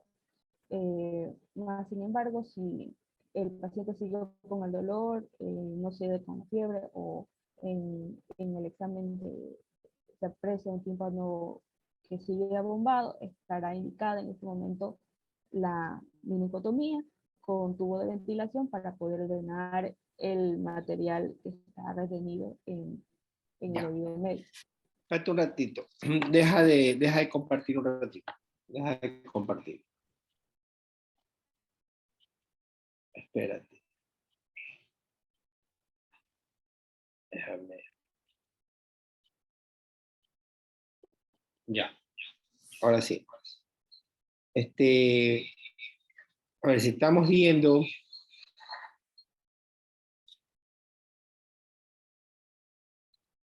Teníamos ya. Espérate un ratito.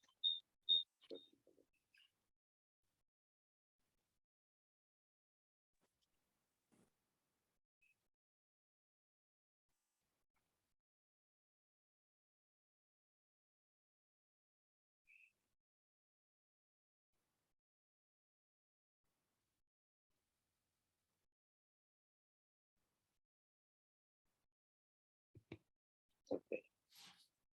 Así tenemos la otitis media aguda supurativa.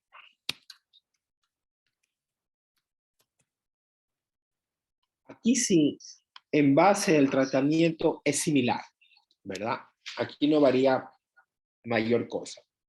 Lo único que varía aquí es que tenemos que tratar totalmente claro es la característica de la membrana timpánica. Aquí la característica de la membrana timpánica es una membrana hiperémica, secreción mucopurulenta, a veces se ve el nivel de la secreción mucopurulenta. Puede existir un tipo de lesión de membrana timpánica y que haya supuración, ¿verdad? Entonces, aquí sí es recomendable el tratamiento con antibiótico terapia.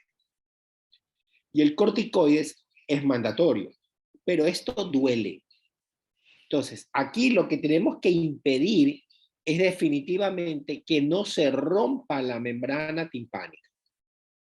Eso hay que evitarlo a toda costa. ¿Ok?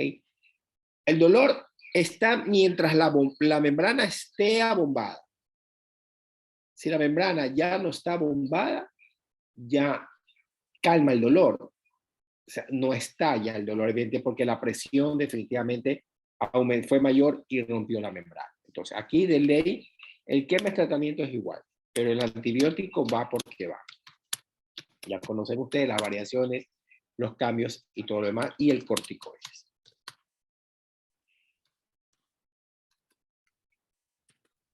¿Y la protección de oído, doctor? ¿Perdón? La protección de oído. Exactamente. Nada de agua, oído seco. Siempre cuando se ve el baño, una bola de algodón con vaselina y que no le entre absolutamente nada de agua. Ahora, espérense un ratito, déjenme ver cómo hago esto.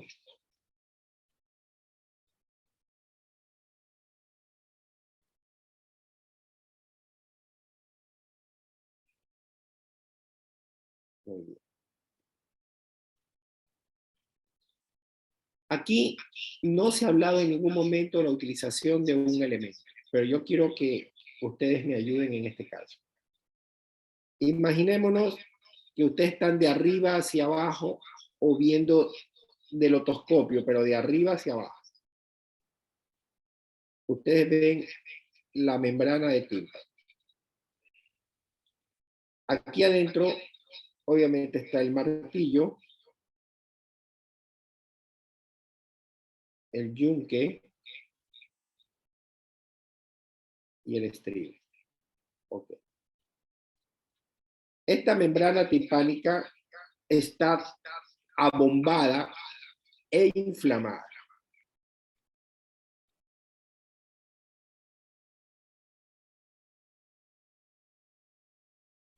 ¿Qué pasaría si este paciente está, obviamente, está con otalgia, hiperemia, ¿verdad? De la membrana timpánica está abombada.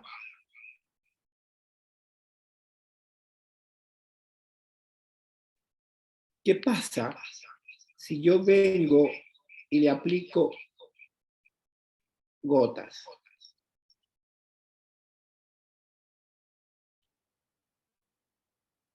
¿Qué pasa al aplicarle gotas? De repente aumenta la presión, no sé. ¿Cómo? De repente aumentaría la presión. Exacto, porque la membrana está bombada. Ya, pero ¿qué pasa en la membrana timpánica? Se podría perforar. Exactamente. Vienes y se perforaría la membrana timpánica. Entonces, te quedaría así.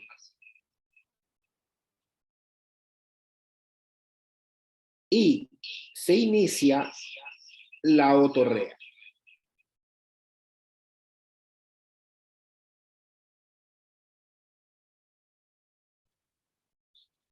Entonces, ahí la mamá dice, doctor, le puse las gotas y les dolió, mi hijo lloró, pero se le calmó, le salió una agüita de sangre y dejó de llorar y durmió toda la noche. Y todo eso es culpable del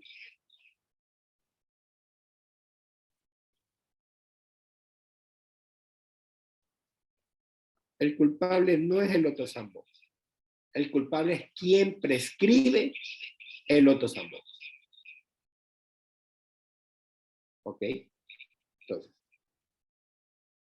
ustedes no van jamás a recetar gotas óticas, ¿verdad? Para otitis media. ¿Por qué mandan gotas? Entonces, las gotas están especificadas. Otitis externa difusa, otitis externa circunscrita, o en su caso efecto, la otomicosis. Y en otitis media crónica, vamos a ver en qué casos y qué vamos a enviar. ¿Entendido? Entonces, no quiero que ustedes sea el grupo de médicos que terminen recetando gotas para el dolor de oído. ¿Ok? Vamos a ver qué más nos tiene tu compañero. Sigamos.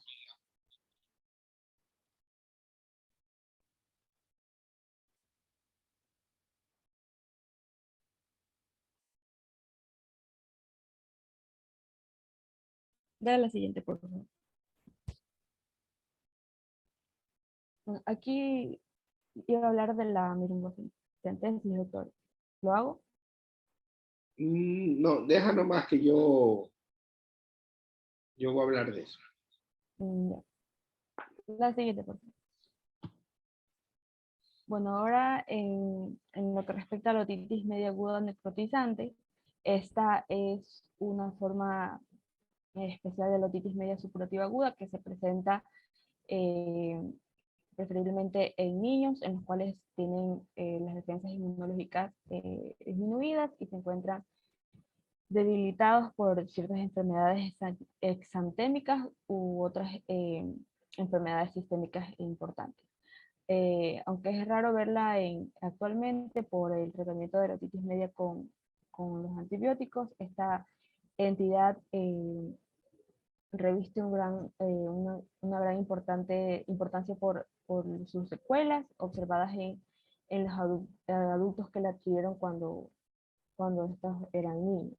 En los casos de otitis media necrótica aguda, desde el principio mismo de la infección del oído medio, la resistencia disminuida del huésped se combina con toxinas necrotizantes de microorganismos virulentos, eh, en general el Streptococcus beta hemolítico, para poder causar la necrosis verdadera de los tejidos locales. Las toxinas acarrean la muerte de los tejidos que tienen baja irrigación y de ahí es que la lesión comienza en la parte tensa de la membrana timpánica entre la periferia y el mango del martillo, produciendo así una gran perforación reniforme en las primeras 48 horas de de que ha habido la infección. Existen casos más severos en los que se escasela toda la parte tensa, el mango del martillo se necrosa y la mucosa del promontorio se puede llegar a ulcerar, y en otros casos el proceso necrosante toma también el surco timpánico óseo, toda la cadena osicular y también las paredes óseas del ático y del antro. La siguiente, por favor. En sus formas clínicas, la siguiente, por favor. Ya, en sus formas clínicas, en la otitis necrótica aguda, el tejido muere al comienzo de la infección durante la etapa más tóxica de la enfermedad que la ha causado. Debido a la pérdida del tejido, esta forma de otitis siempre va a dejar una patología irreversible que va a adoptar una de las siguientes formas clínicas, como son: cuando el proceso necrotizante se confina a la parte tensa, queda una perforación grande, por lo general reniforme. A veces esta puede curarse dejando una fina cicatriz atópica en el centro de lo que es la membrana timpánica. En ocasiones persiste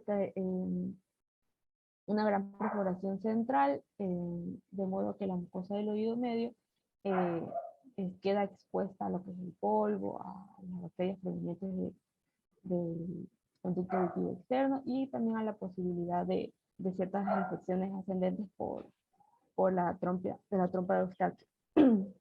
También tenemos, cuando el proceso necrotizante incluye el anumbus y el sulcus timpánico, la complicación ocurre por cierta invasión del epitelio pavimentoso estratificado que proviene del conducto auditivo externo, que va a cubrir al promontorio denudado, pudiendo llegar hacia el látigo y el antro, determinando la aparición de lo que es un colesteatoma secundario.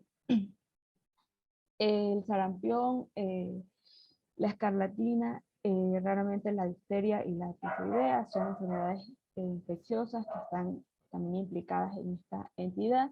Y como ya se mencionó, el Streptococcus hemolítico es el germen responsable de todas estas, que puede estar acompañado del germen ya específico de la enfermedad en algunas y de un virus en otras. En algunas otitis medias necróticas severas y extensas, se suelen desvitalizar ciertas áreas óseas de las paredes del antro o del ático, que terminan formando ciertos llamados secuestros. La persistente supuración de este cuerpo extraño no desaparece hasta que este logra ser eliminado. Otras veces, cuando la necrosis es de un tamaño menor, queda un poco de osteitis o de osteomielitis, supurando también hasta que se elimine el foco óseo.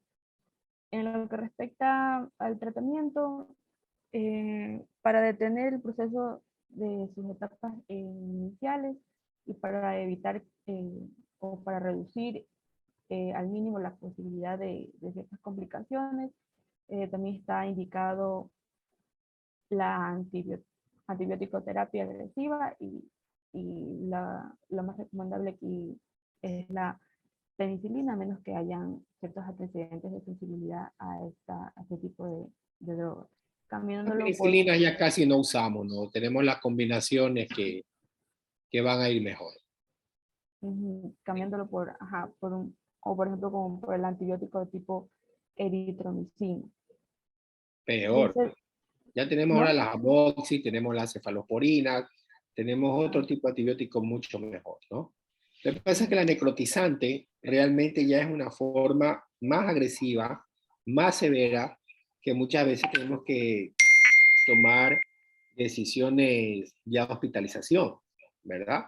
Dependiendo del estadio, si hay necrosis o no, ya afecta a las células mastoides, y como tú tienes bien claro, ya puede evolucionar a un colesteatoma, que no lo vamos a meter aquí porque ya vamos a tener problemas. Ya en colesteatoma lo vamos a hablar mejor.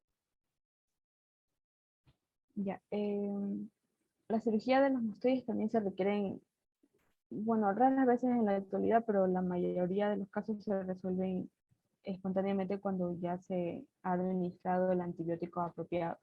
En la actualidad son ocasionales las otitis medias necróticas agudas, pero cuando estas se presentan pueden producir perforaciones persistentes o muy grandes de la membrana timpánica.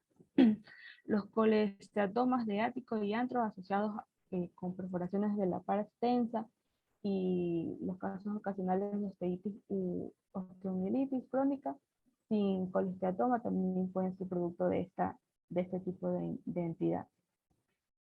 La siguiente, por favor. Bueno, y en las complicaciones o las secuelas que puede presentar una otitis media aguda, en las intratemporales está el desarrollo del niño del habla y del lenguaje, la timpanoesclerosis, la mastoiditis o la cierta erosión de los huesecillos. O intracraneales, como por ejemplo una meningitis, el absceso epidural y el epiema subdural, abscesos cerebrales o una trombosis del seno lateral. Eso es todo. Ya, un ratito, deje de compartir.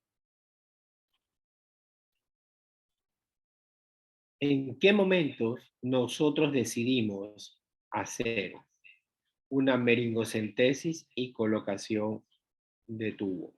Ok. Cuando los tratamientos o en su efecto la otitis media serosa es la característica de una patología crónica, pero de la otitis media aguda. La característica de este líquido es de aspecto ceroso. Cuando ustedes vean a la otoscopía, se evidencia claramente un color amarillo whisky. No voy a traer el whisky para enseñarles cómo es el color. Ustedes creo que ya lo tienen totalmente claro. Entonces, a la otoscopía vamos a evidenciar esa característica del contenido medio y obviamente va a haber una hipoacusia de tipo conductivo. Okay. Entonces, frente a eso, nosotros ponemos los tubitos de ventilación, que es unos tubitos de plástico muy pequeñitos, microscópicos, que ponemos en el interior. Hacemos un corte muy pequeño en la membrana timpánica y con ayuda del microscopio o su efecto también se puede usar el telescopio, hacemos la incisión en la membrana timpánica, se aspira el contenido y se procede a la colocación del tubo. Espérense un ratito. Ok. Entonces,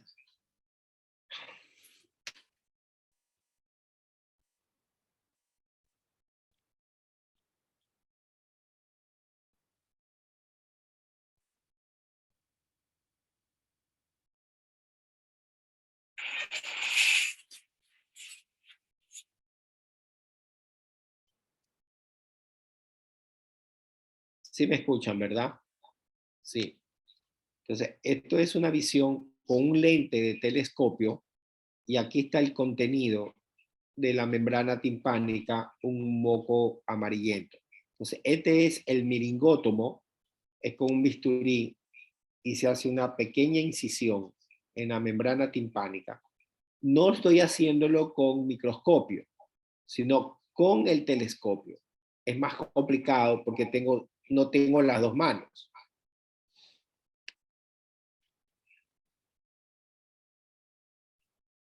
Aquí está el contenido mucoso. Esto es una otitis media serosa.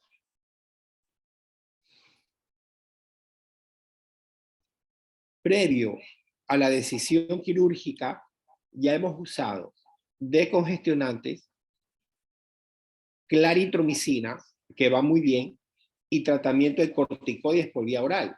El esquema que ustedes conocen. Pero no tuve mejoría. Incluso corticoide nasal inhalatorio para tratar de evacuar, de abrir esta trompa igual no se dio. Entonces era necesario hacer esta técnica de la miringotomía más colocación de tubo de ventilación.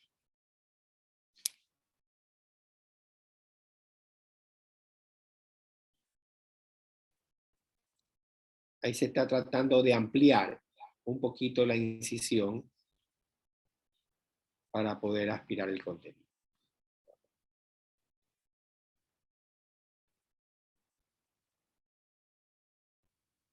Ahí va un poquito el meningótomo. Comprenderá que yo estoy operando, el que graba, pues lamentablemente trata de ayudarme, pero no se puede más.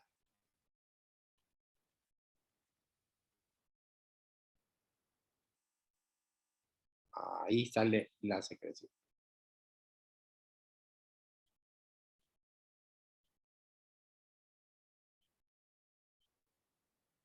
Ahí se está aspirando todo el contenido mucoso en el interior del oído medio.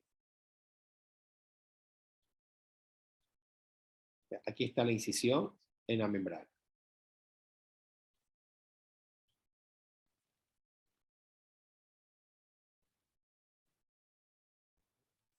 Esta es la incisión. Entonces, allí vamos a tratar de meter el tubo de ventilación.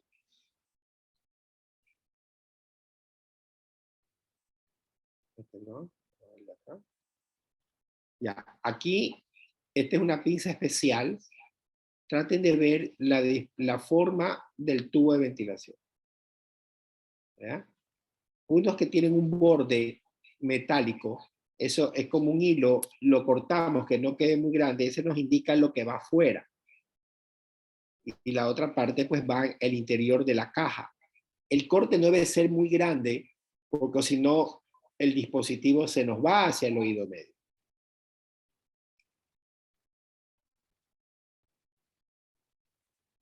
¿Ok? Entonces, ahí está.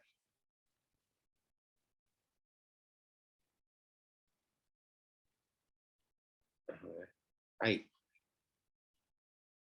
Entonces, la parte que tiene el alambre va hacia afuera y la parte que no va hacia el interior de la caja. O la parte más gruesa va hacia afuera.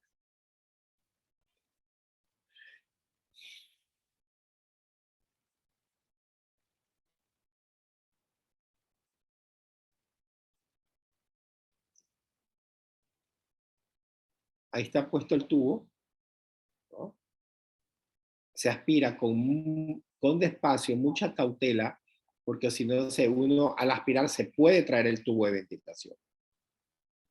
No es un procedimiento que se tarda mucho, pero bueno, hay que tener pulso para poder poner el tubo y hacer la incisión el tamaño correcto para que no se vaya hacia el oído medio.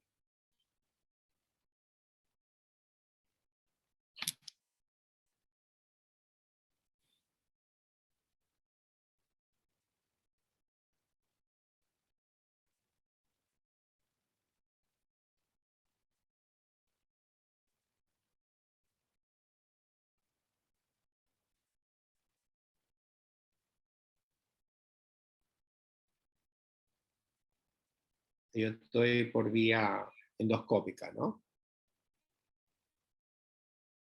Es el lente y estamos en el oído, ¿verdad? Con la torre endoscópica.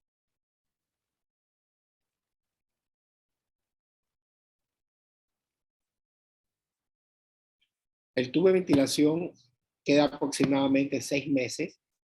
Puede ocurrir dos cosas: que el oído lo bota ya cuando termina su función, o tenemos que retirarlo después de ese tiempo.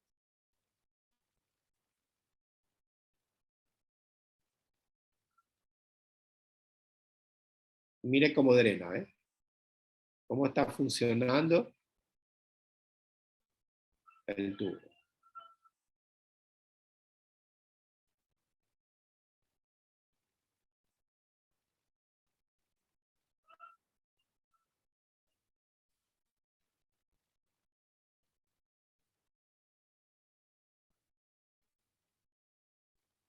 Ok.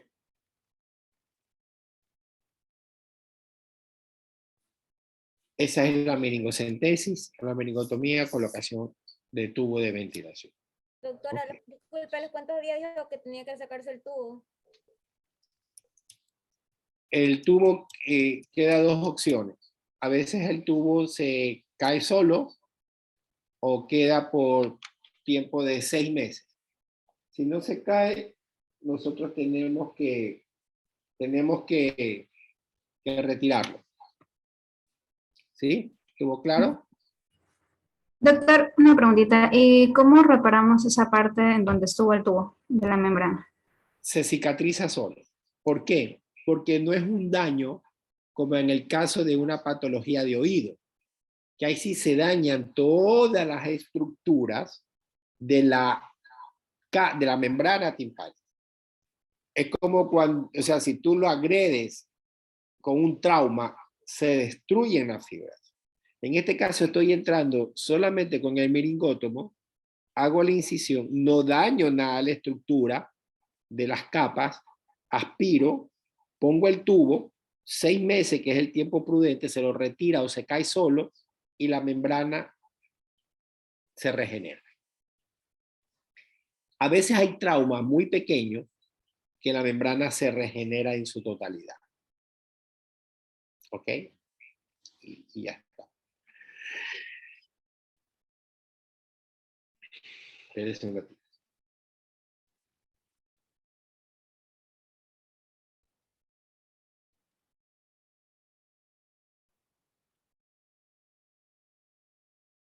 Ya. Ahora déjenme que vean esto.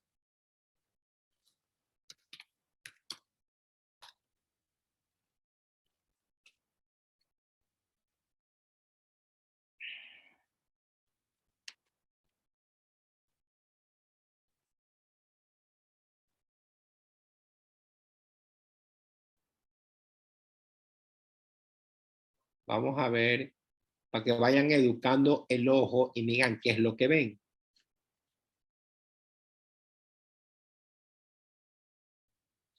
O qué les llama la atención.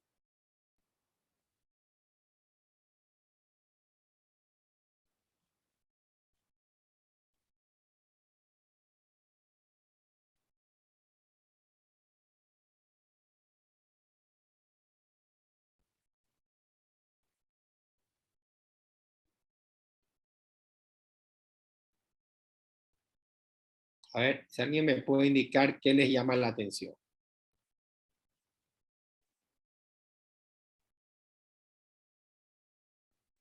El color de la membrana se ve como blanquecino. Ya, algo más que eso.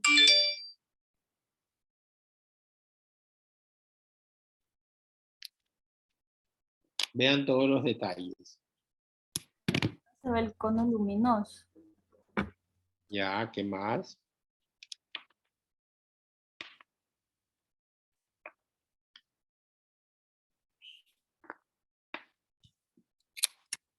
Todos los elementos. Hay algo muy importante ahí. A ver. Ahí está. No se observan como pápulas, no sé, o es algo normal. Exacto. Una apariencia. ¿De qué aspecto? Parece el de abajo como vesícula, no sé, esas parecen pápulas. Porque no les veo como contenido. Perfecto. Es un contenido óseo, blanco, característico. Eso es un ostioma de conducto. ¿Sí? Un crecimiento óseo anómalo en el conducto auditivo externo. Muy bien.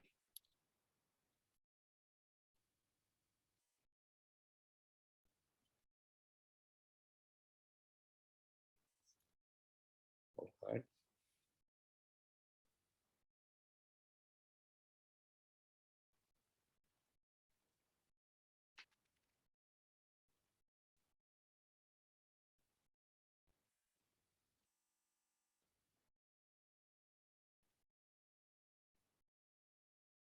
Vamos a ver.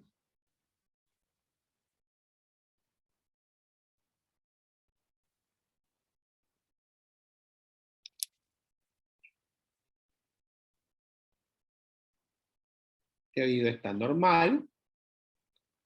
¿verdad? No pasa nada. ¿Qué oído es? Izquierdo. Izquierdo. Izquierdo. Perfecto. Izquierdo.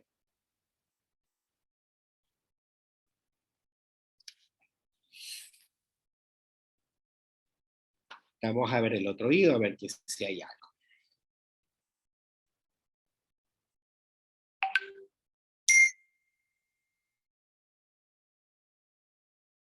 A ver, ahí está.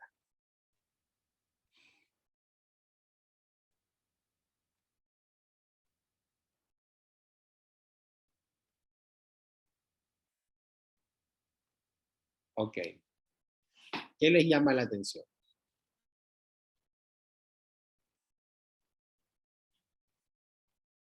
Parece que hay presencia como de vesículas o ampollas en toda la pared. Una serie. Exactamente, perfecto. ¿Y el conducto cómo lo ves? Estrecho. Obstruido, muy bien. Entonces veo una obstrucción del conducto auditivo externo bajo lesiones ampollosas, ¿verdad?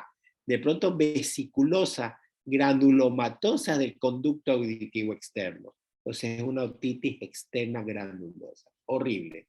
Granulomas en todo el conducto. Mira. Okay. Una pregunta, ¿esas ya pueden presentar pus o solo se mantienen así? ¿Perdón? Pueden contener pus. Exacto, puede existir otorrea. Perfecto. Pero esto te va a sangrar porque son lesiones granulosas, ¿verdad? O sea, yo ya te la aspiré y ya para que tú lo veas limpio, pues esto está lleno de pus, de otorrea. ¿Ok? Ya no se puede entrar más. Entonces es una otitis externa maldita, ¿no? Okay. Ahí está, granulosa. Ya no me acuerdo si era o no era diabético, pues comprenderá que lo que te presento son los casos. Pero quiero que ya vayan educando el ojo.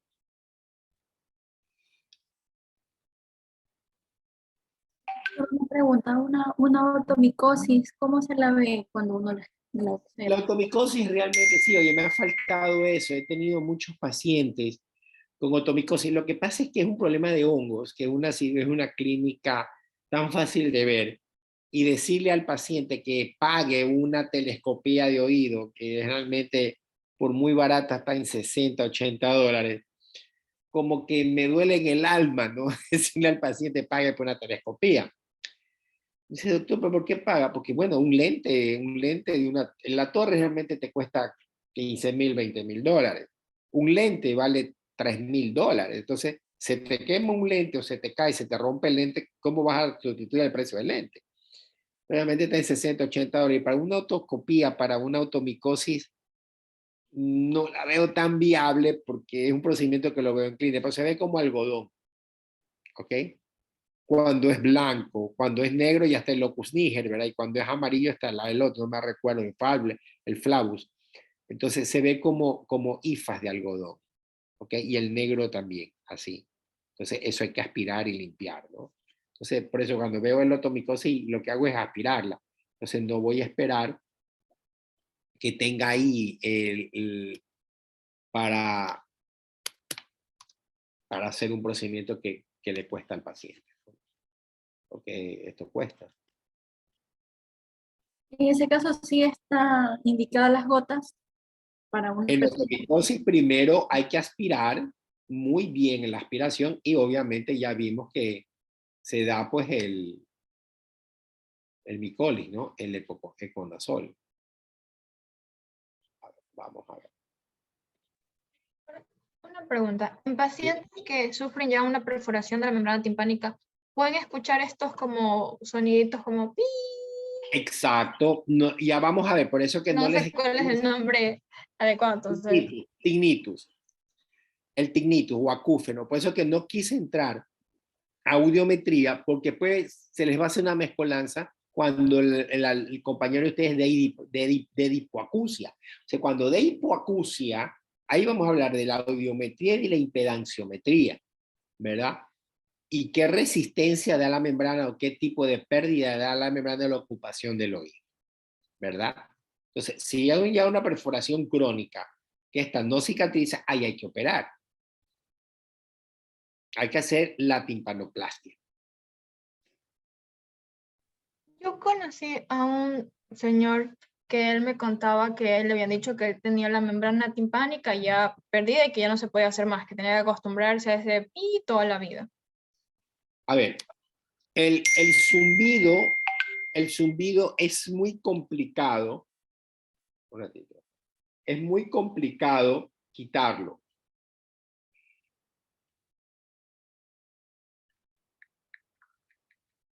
Discúlpame, Heidi, sí hay, ya lo vamos a revisar. Entonces, el tinnitus es muy complicado quitarlo en sí, porque el zumbido tiene diferentes orígenes. A veces por hipoacusia, ya por pérdida de la audición, por traumas acústicos, entonces es por muerte ya de las células del oído interno. Es muy complicado quitar el zumbido, pero tenemos métodos de tratamiento para tratar de aplacar esa intensidad del zumbido o de una manera que sea tolerable y llevadero para los pacientes. ¿Ya? Efectivamente, pero si es una perforación, nosotros hacemos la cirugía de la timpanoplastia, va a ayudar a esto. A ver, veamos este oído. A ver, más o menos así, que este no es, por favor, otomicosis, pero esto es un granuloma, pero más o menos así, mira, ves los hongos, ¿sí? Sino que se ve como algodonado. Esto no es otomicosis, esto es otra cosa. Esto es un contenido, ¿verdad? Del oído. Probablemente sea colesteatoma, ¿no? Un aspecto ya blanquecino aperlado. No se ven las estructuras de la membrana timpánica, ¿verdad? O sea, este oído está ocupado, inflamatorio, eretematoso de todo el conducto auditivo externo. Acá hay otro granuloma. Entonces, mira, ¿ves? Otro acá. Ya es una otitis terrible, ¿no? Puede ser colesteatomatosa, granulosa. Ahí no se ve nada, ¿verdad? Este es del mismo lado, miren, ¿no? Volví a entrar porque me pareció interesante tener la imagen grabada de este caso. Ahí no ven ningún elemento, ¿verdad? Está copado el oído.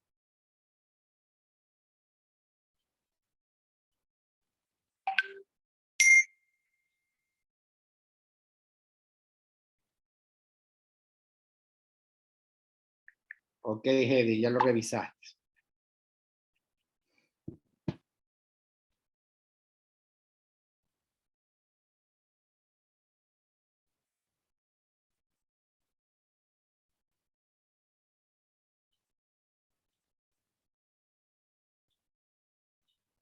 Este es el otro oído, este es cerumen, pero ese oído está normal. ¿Sí ven? Entonces la afección es solamente del lado derecho.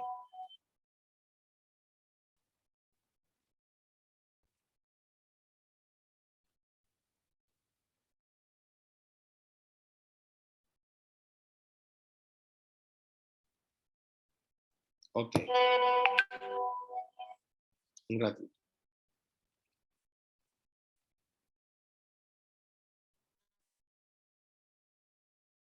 Ya. Vamos a ver.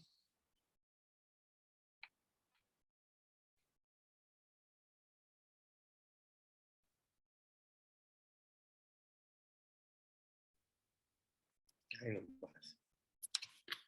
Ya, bien.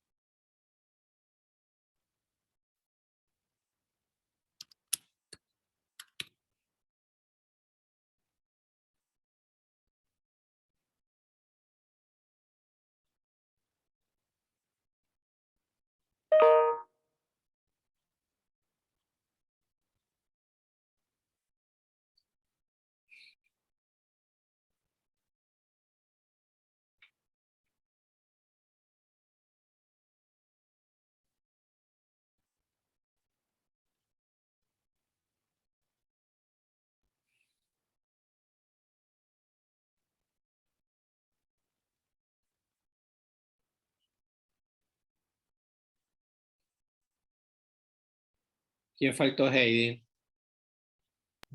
A ver, el compañero que no viene, que es Borbor. Ya. Ajá, faltó Elizalde. Un ratito. Ok. Mendieta.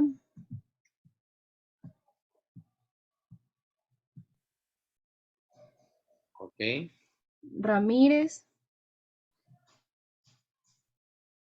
Ok. y Valareso. ¿Y el que lo sacamos? Era Zambrano. Ya, ¿y por qué no me lo dijo? Ah, sí, verdad, tienes razón. Está raro. Está raro eso. Cuidado, Heidi.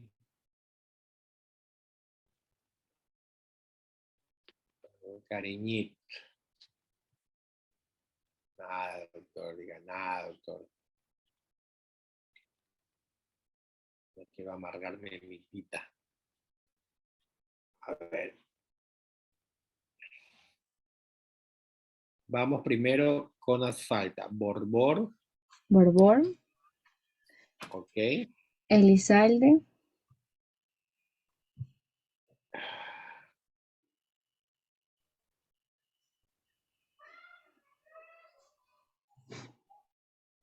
Elizalde.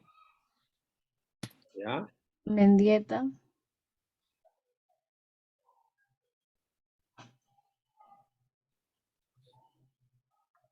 Mendieta.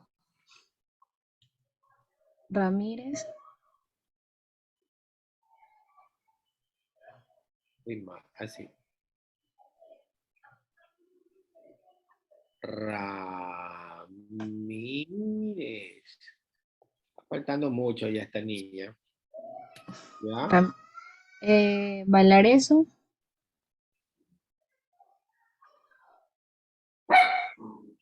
y Zambrano. Después no se quejen. Sí, doctor. Ayer me enseñaron a hacer esto. ¿Dónde está? Uy, no.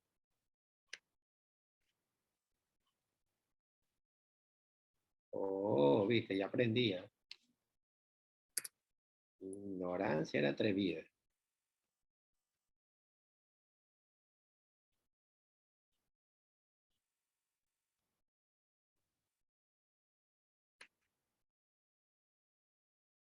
Eso, ahí me dijeron.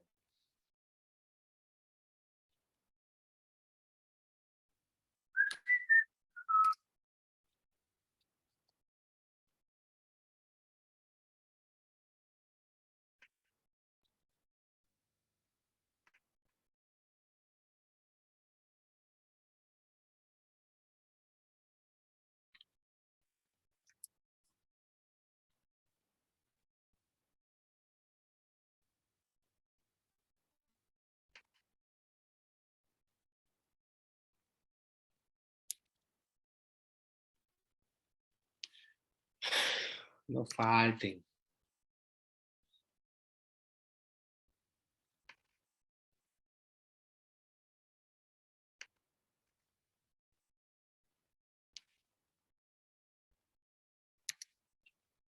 ¿Quién expuso? Ormaza,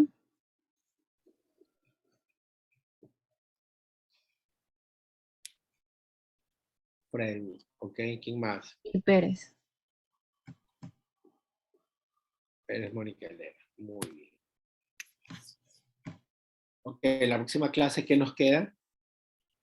Otitis media crónica. Otitis media crónica, que eso es... A ver, dime, Dayana. Doctora, una pregunta. En otitis serosa, antes de hacer la meningocentesis, primero se trata de no hacer ninguna intervención, ¿no? Tratamos de no operar, o sea, tenemos una audiometría, una curva plana, contenido seroso. En la literatura habla de entrar a hacer la meningocentesis. Yo intento corticoides, así mismo 4 tabletas al día por 4 días, 3 tabletas al día por 4 días, así etcétera el esquema, oximetazolina, decongestionante, claritromicina, incluso hasta un spray nasal, que está indicado. Y lo revaloro. A veces he tenido remisión, a veces no. Entonces ahí he tenido que entrar a hacer la meningocentesis y colocación de tubo. Ya cuando la hipoacusia es de 30 a 40 decibeles, no me queda más que hacer la meningocentesis y colocación de tubo. ¿Ok? Tuvo la suerte de tener este caso porque estaba bien el lente de oído y estaba la torre, ¿sabes? Pero ahora la clínica no tiene lente de oído, entonces ya lo tengo que hacer con microscopio, entonces ahí ya es complicado, ¿no? Pero bueno, este caso lo alcancé a hacer así y más que nada para docencia, que es lo que ayuda muchísimo, ¿no? Para docencia de ustedes, porque ya para especialidad no tiene sentido, eso se hace todos los días, ¿sí? Y si no revierte, ahí sí, cirugía sin pena ni gloria, ¿ok? Bueno, de la otitis media crónica, colesteatomatosa, no quiero que me den técnicas quirúrgicas, simplemente cuáles son los que terminan en cirugía. Ese es un tema, no es muy largo, y ahí entramos con el siguiente tema, ¿ok? Listo, jóvenes. Una vez más, muchas gracias por ustedes. Este tema nos cansa un poquito porque hay bastantes cosas que ir memorizando. ¿Alguna otra pregunta? ¿No? Ok, si no hay más preguntas, chicos, nos vemos la próxima semana, ¿ok? Listo, pasen bien. Buenas tardes. Gracias, doctor. Gracias, doctor. Gracias, doctor. Ok. Gracias.